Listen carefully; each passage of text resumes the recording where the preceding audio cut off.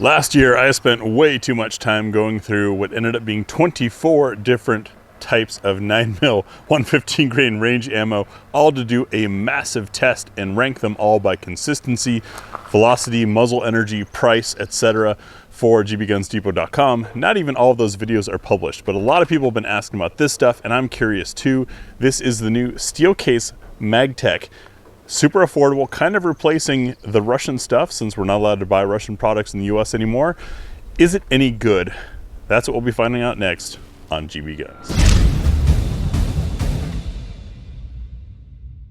The way this test series works is, and I originally began filming it simply for the sake of easier notes, so I could go home and just crunch from footage rather than having to stop and write things down. It's part of why not all the videos are out. Well, I've been surprised how many of you are interested in this, and I appreciate that because it is the nerdy stuff, but it's the stuff that counts. I shoot 5 rounds from 7 yards through a chronograph at a target. The target's there, so I'm not just wasting ammo. I get some target practice as well. Also, maybe indicative if we see a wild shot and we see a wild velocity difference, maybe it's the ammo. But it's just 5 rounds, and I'm running it through the same gun that I did all of the other 24 ammo tests through because that makes them fair. Using the Gram Power Mark 12 K100. Yes, it has been replaced by the Mark 23, but this is the gun I've been using, so I'm sticking with it to keep things fair and even. Why did I choose it? It's a gun I can shoot well. I've got a lot of trigger time with. I'm very familiar with it. So 1, I can run the trigger well. 2, I know if the recoil impulse feels different because I've shot the snot out of this thing.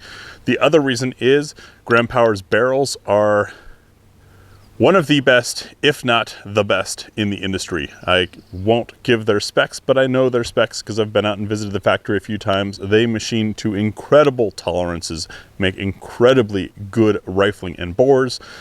So we know that we're testing the ammo, not a gun throwing things off. One thing that is a little bit different is the K100 has a 4 1/4 inch barrel, so we are going to have slightly higher velocity than you might expect from your standard 4-inch gun.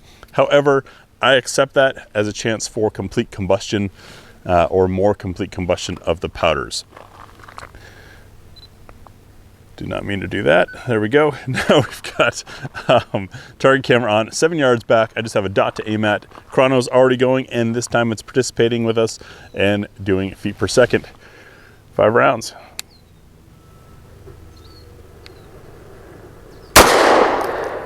$11.23.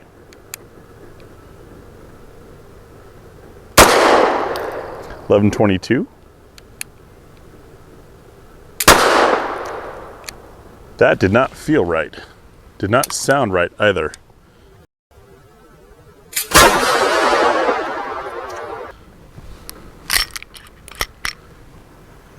I'm going to check real quick for bore obstruction. We got a chrono speed. We did you guys hear that? I hope it came through in the video the way that it felt here. Whew! We got all kinds of crud in the barrel, but the bore is clear. I'll blast it out real quick. Fun thing to do when you've got asthma. But yeah, something was not right with that round. It was almost like a quick hang fire, which is interesting. Another reason why I use this gun is because I've been at training events when a Canic didn't set off a round, a Glock didn't set off a round, and then the K100 was able to because it's got plenty of hammer pressure. All right, guns back together, everything's clear. We'll continue the test. I'm really curious to see the footage on that. That was odd. And we got 493 as a read on the chronograph. So I think that was kind of a squib type thing that fortunately made it out.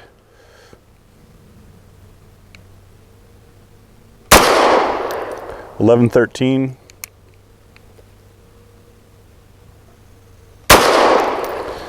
And $11.13. I'm gonna run one more round for the data, but those of you who watch this video will know that we had a squib. That was strange.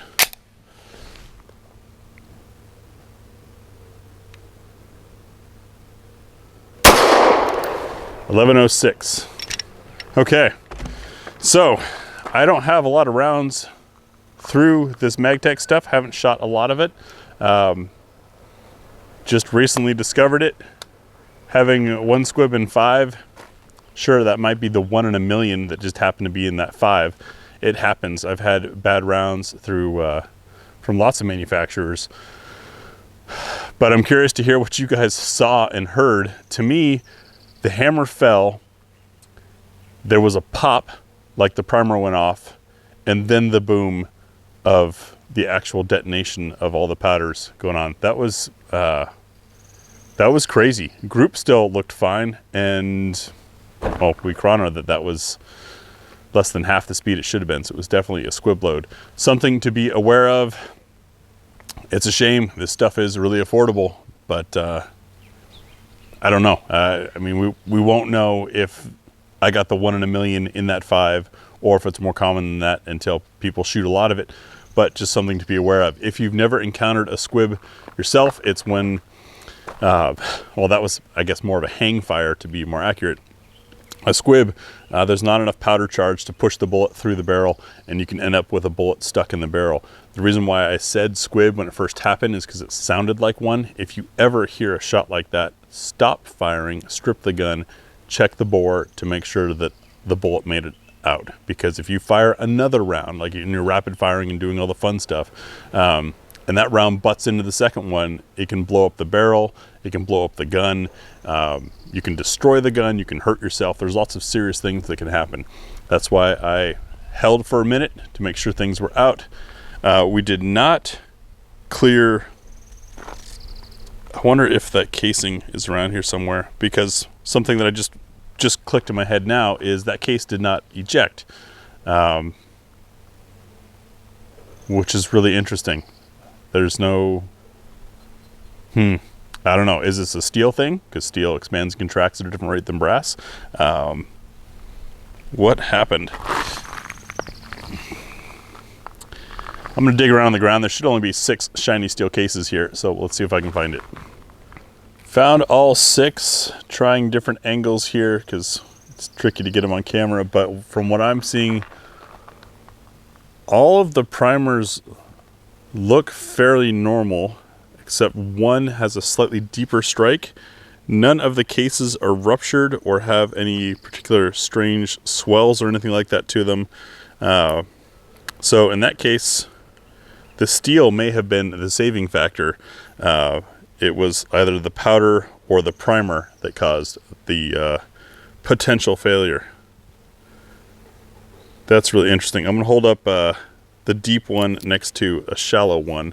Hopefully the camera can capture that for you guys. I'll try some different light angles so you guys can see how those are struck differently. But yeah, something to be aware of. Interesting. Was not expecting that. So thanks for suggesting this. All right. Patrons, you guys are going to get this video for sure. General public, I don't know. These ammo videos, performance is all over the place, and since YouTube is based on momentum, if I put out a bad video or a low performing video, it screws like the next 20 videos for performance, because YouTube says, oh, well, that one didn't perform well, people don't like your stuff, let's not watch it. Maybe I'll get it scheduled. That was an interesting experience. Thanks, guys. Stay safe, check your ammo, and this might get its own separate depot thing, because I think people need to be aware of this. Again, who knows if this was the 1 in a million or if this stuff happens all the time with this ammo, but just grabbing 5 rounds out of the box and have it happen means 20% of the time. Grab 6 rounds, then the other math. I don't do math. Thanks for watching. Thanks for 9 years of support, and we'll see you in the next video.